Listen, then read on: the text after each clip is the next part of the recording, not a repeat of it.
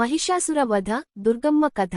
ఎప్పుడో ఒకప్పుడు మహిషాసురుడు అనే రాక్షసుడు భూమిపై స్వర్గంలో విపరీతమైన హింస చేశాడు.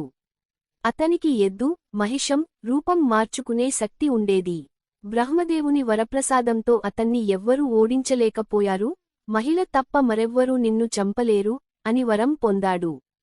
అది విని మహిషాసురుడు గర్వంతో దేవతలను, ఋషులను, మానవులను హింసించడం మొదలుపెట్టాడు.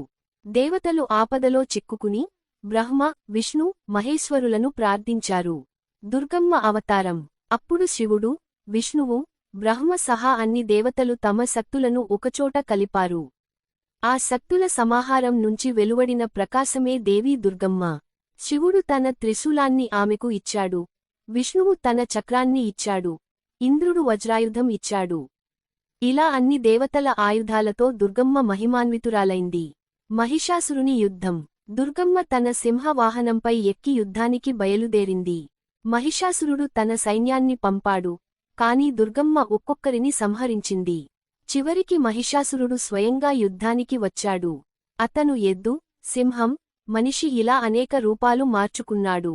కాని దుర్గమ్మ తన త్రిశూలంతో అతని ఛాతిలో పొడిచి అతన్ని సంహరించింది. ఫలితం: దేవతలందరూ సంతోషంతో స్తోత్రాలు చేశారు. లోకంలో శాంతి నెలకొంది. అప్పటినుంచి దుర్గమ్మను మహిషాసురమర్దిని అని పిలుస్తారు. శివుడు, దుర్గమ్మ సంబంధం. ఈ కథలో దుర్గమ్మ పార్వతీదేవి, శివుని శక్తి రూపం. శివుడి త్రిశూలం సహా ఆయుధాలతోనే మహిషాసుర వధ సాధ్యమైంది. అందుకే దుర్గమ్మను శివశక్తి స్వరూపిణి అని భావిస్తారు. దయచేసి సబ్స్క్రైబ్ చేయండి.